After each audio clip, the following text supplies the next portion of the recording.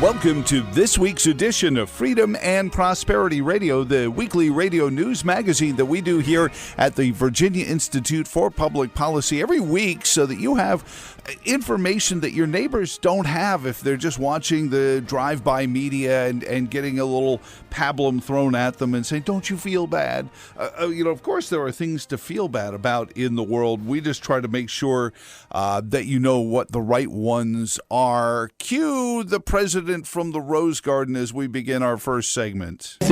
Nothing I'm about to recommend in any way impinges on the Second Amendment. They're phony arguments suggesting that these are Second Amendment rights at stake from what we're talking about. And then my favorite part of it comes, I'm not going after the Second Amendment, but if I was. But no amendment to the Constitution is absolute. I wonder if he meant the 25th. Well, let's talk about that a little bit with Mike Hammond. He is the Legislative Counsel for the Gun Owners of America. Mike, welcome back to Freedom and Prosperity Radio. How are you doing this morning, sir? Thanks for having me. We're in a big fight. We have known for a long time. I mean, I was in the Senate at the same time that Joe Biden was a very active senator. We've known for a long time that his brain had gone permanently south.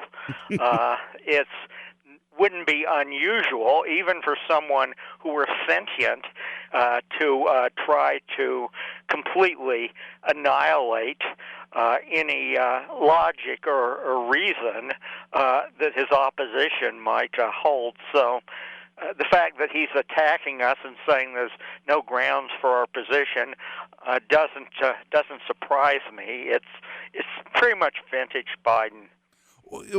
I thought, and that's everyone's favorite clip. But the part that scares me is when he says this is a public health crisis. And we were called conspiracy theorists not 3-4 months ago in the height of COVID, where we said, well, what's the next thing that President Biden or Governor Northam could do under the premise of a public health crisis? And a lot of people pointed at abolish guns. Yeah. In fact, he got that from Vivek Murthy. This guy was part of the bureaucracy during the George H.W. Bush administration. He was the one who was pioneering the notion that the Centers for Disease Control and the National Institutes for Health should do all these anti-gun studies. They should treat guns like tobacco and should use government studies in order to annihilate guns, annihilate anyone's ability to keep and bear arms or to defend themselves and their family. So now he's being pushed for Surgeon General during the Biden administration, but it's a pretty much insidious notion because what it means is the government can do a, quote, scientific study using all these false premises, and all of a sudden you oppose science if you believe anyone should have the right to own a gun. Incidentally, my favorite part of the Biden speech was when he couldn't get the name of the agency right. I think it's AFT or something like that. How hard is it when the only thing you have to do during the day is give a speech? How hard is it to get 3 letters correct? Well, remember, with the guy, the ex-general that runs the place over there in the building with all the 5 walls, place guy there. And that's, they call it Biden's cul-de-sacs, but what's really, we can joke about it, Mike, but somebody either is in those cul-de-sacs filling them with and he's signing these executive orders. These are the force majeure. We have to comply with these or we go to jail. And I don't know where it ends. It doesn't seem like he's got a legislative agenda for it. He's just going to act with a stroke of a pen. Maybe the upside is the next president can undo that if it's not Kamala Harris? Yeah, I don't think the people around him are that bright either. Look at what he's doing on gun control. First of all, his 2 big executive orders. There's one about pistol braces there, sort of this stabilizer thing you use attached to a handgun in order to stabilize it and make it fire more accurately. Now, what is a pistol brace? It's a piece of Velcro plastic, and maybe foam rubber. And what does Biden want to do? He wants to declare a pistol brace in the same category of machine guns. So effectively, you're banning anyone's use of pistol braces, notwithstanding their effect. A piece of plastic, foam rubber, and some perhaps a little bit of metal. Now, the interesting thing is that Gun Owners of America has just litigated that same issue, not with pistol braces, but with bump stocks. What are bump stocks? Bump stocks are Velcro, plastic, and foam rubber as well. And the Trump administration, or at least the BATF under the Trump administration, was trying to declare those as machine guns so it could ban them and force them to destroy the $300 of property you had purchased with the full encouragement of his administration. And incidentally, under the takings clause, you wouldn't get any compensation for destroying your $500 worth of property. We won that case just within the past few weeks in the Sixth Circuit Court of Appeals. So if a bump stock, which is Velcro, plastic, and foam rubber, is not a machine gun, neither is a pistol brace, which is plastic, Velcro, and foam rubber. Neither is that a machine gun. Biden is on his way to losing that case, and frankly, he deserves to lose it, because not only doesn't he know where he is at any given time, I don't think the people around him do either. Is the second shoe in this commission, this bipartisan, which means he's bought some partisans, commission on the size of the Supreme Court, sort of the backstop to this? Yeah, that's great. I wonder what he's trying to do with that. He didn't want to say during the election that he's going to pack the Supreme Court, because that probably would have ensured a landslide victory for Donald Trump. People, even under Franklin Roosevelt, didn't like packing the Supreme Court in order to put political hacks on it. So what Biden said during the campaign is, no, I don't know what I'm going to do on this, so I'll appoint a commission. So essentially, it's his way of setting the stakes for packing the Supreme Court without saying that that's what he wanted to do all along. I mean, it's a lie. We all know it's a lie. He knows it's a lie. He knows that we know it's a lie, and we know that he knows that we know that it's a lie. But it's Joe Biden. Mike Hammond is on with us, legislative counsel for the Gun Owners of America. And I know it may sound like we're having some fun, but it's sort of like we're laughing instead of crying because of the assault on an inanimate object. I love the Ted Nugent viral video where he left a rifle in a chair for days on end, and it didn't do a darn thing to anybody. And I think that's the sad thing, is in all this zeal to go after, I guess now bullets are going to be background checked, and walking into a gun store is going to be background checked. And the police are going to raid your home in the middle of the night because some neighbor or relative doesn't like you and filed an ex parte order, and you're going to be put on a universal gun registry. And then when your semi-automatics are banned, the BATF, who goes around to these gun stores and photographs these forms, will know exactly who you are, where you live, and what guns you have. But we can't ask anyone to show ID when they vote, right, Mike? No, but the law requires you to show ID when you exercise your constitutional right to buy a gun from a dealer. It seems to be, you pointed out how hypocritical it is.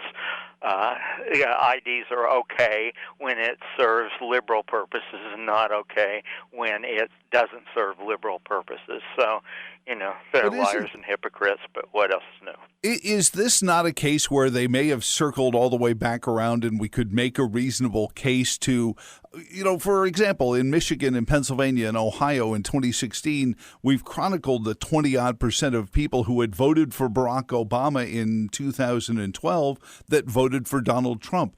Are there Democrats out there, whoever it may be in 2024 and certainly in 2022, that are seeing this saying, hold on a second here, you want a thorough investigation of my background just to buy 22 caliber bullets if I can find them, but I'm not supposed to show ID to vote? That doesn't seem like it makes any sense. And I know liberals that are like, it doesn't make any sense, but somehow rooting for the Yankees is, worth ignoring Alex Rodriguez's steroid use. Yeah, well, the funny thing, and I say funny in the perverse sense, the funny thing is in Philadelphia, and we know people like this, they had spent their whole life favoring gun control. They liked gun control. All of a sudden they see a mob coming down their streets threatening to burn down their house and kill them and their family. And lo and behold, they also hear the Philadelphia police are going to be slashed and are not going to be able to protect them. Mm-hmm. So all of a sudden, these people become born-again gun lovers. They run to the store in order to try to get a gun. Guess what they find? Under this Pennsylvania law, which they loved so much, you have to get a pistol permit in order to purchase a pistol in Philadelphia. And guess what? They're setting up pistol permit meetings for them to petition for one of these permits, but the first available meeting is a year from now. Right. So when the mob's coming down your street, ready to burn down your house, you probably don't have a year in order to save your family from death and destruction. So we have all of a sudden these very, very fervent pro-gunners who perhaps 3 months ago hated guns.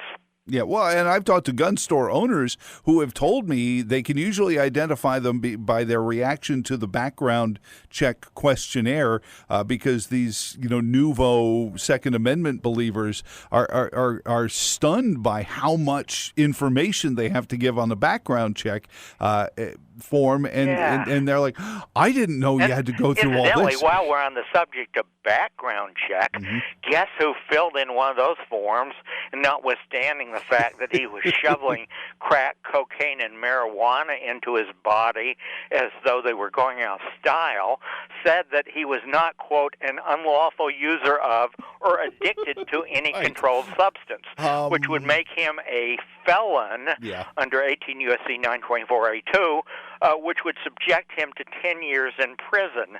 Guess who should be going to prison for 10 years now? And that's not, and everyone's like, oh, that laptop. None of that was from the laptop. That's nothing to do with the laptop. No, I mean, that has to do with the gun and the We know he has a gun. He said it in his book. And guess what? In order to have that gun, he had to swear to those representation under oath. I mean, it's all in his book. Not that I would waste the $2 to get it off the recycle shelf, but all you have to do is read that stupid book, and he admits that he's committed a felony for which he should be sent to prison for 10 years. And incidentally, I have, at the behest of members, drafted legislation setting up an independent counsel to look into Hunter Biden and look at what various felonies he's committed with respect to his various operations, including, of course, money laundering, tax evasion, possessing a gun as a prohibited person, being an unregistered foreign agent, and right down the line. So, if the press likes you, I guess there is no crime. If the press doesn't like you, anything is a crime, whether or not it's a crime or not. Even stuff we have to make up along the line. See Harry Reid ask Mitt Romney if he paid his taxes. What do I know?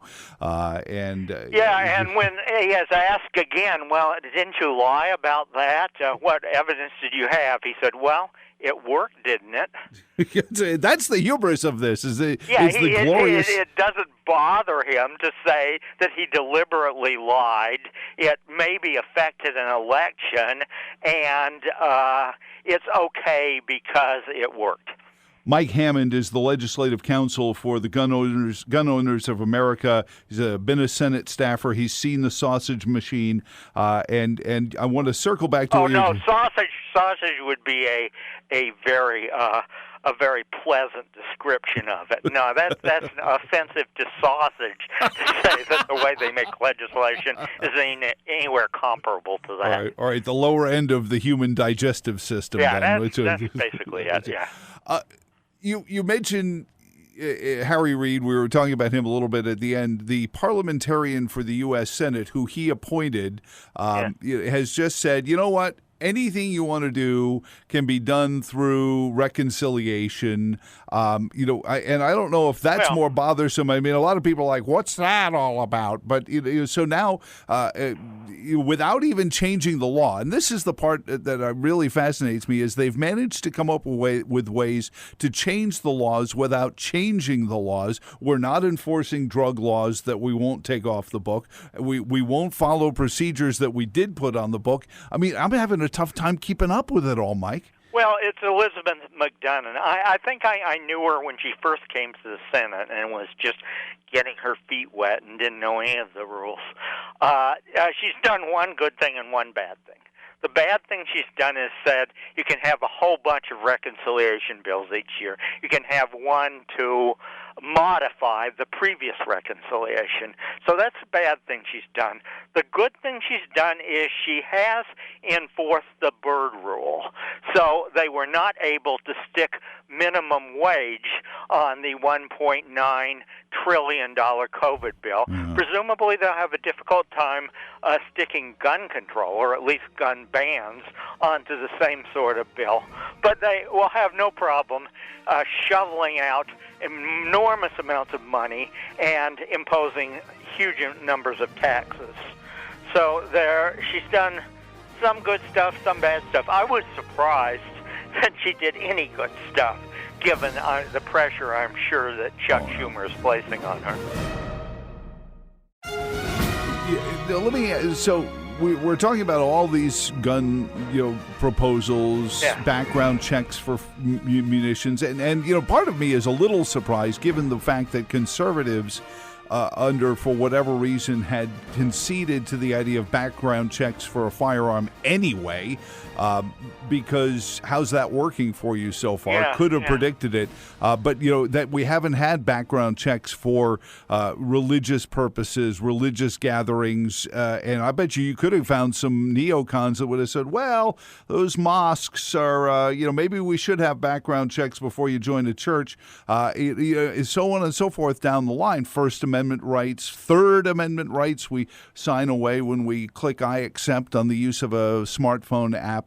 But these background checks, pushing back against some of this, you're counting on the courts. We're counting on the judges. I can tell you a little story if you have a minute. Yeah, absolutely. You're the okay. Well, I was in 1993, 1994 when the Brady Law and the background checks were first going through Congress. I had left the Senate and was running for office, but I was also a consultant for an organization called the National Rifle Association. Heard of them, yeah. At the time, the reason that I was hired by them at that time was at the time the executive vice president, the one who exercised a lot of the power, was a guy named Neil Knox, an old friend, very, very hardcore pro-gunner. Mm-hmm. And at any rate, I heard that they were going to sign on to background checks on behalf of the NRA. And so I called up Neil, and I said, Neil, I honestly think this is a mistake. And Neil said to me, well, Bob Dole says... Now, no sentence which starts with those three words is going anywhere good. Oh, my goodness. But he said, Bob Dole says that we can't filibuster the background checks because it's too popular. And I said, well, okay. So you can offer kill amendments. He said, well, Bob Dole has an amendment. I said, okay, so what if he offers an amendment and stripped in conference? Says, well, Bob Dole says, and then we'll filibuster the conference report. Hold on a second. If you can't filibuster the bill when you can offer all sorts of amendments to it, you can't filibuster the conference report, which is completely unamendable and subject to one up and down vote. And so he says, furthermore, he says, Bob Dole says, in other words, Yeah, I see where this is going. He says, well, Bob Dole says that when we pass this, it'll be the gun control to end all gun control. From now on, if someone says, we need gun control, all we need to do, according to Bob Dole, is say, we passed the Brady Law, we don't need any more gun control. Oh, my gosh. Well, how did that work? It turned out that every concession which the libs made in order to pass the Brady Law became a loophole, and we've spent the last 30 years fighting over all of those concessions, which, under the theory that what they gave up in order to get the bill passed, well, what's mine is mine and what's yours is negotiable. Exactly. And so by passing that, we've only created 30 years of battles over the exceptions, which they agreed to get that passed. Right. And every time someone says, well, if we pass this, then we'll get this issue behind us, I think back to that. It didn't get the issue behind us. It strengthened the liberals. It strengthened the anti-gunners. It filled their coffers. It made them think that they were invincible, and it emboldened them for the next 30 years and gave them a whole bunch of issues. That's all that compromise on gun control ends up doing. As a result, we and I, after Columbine, killed every single word of gun control.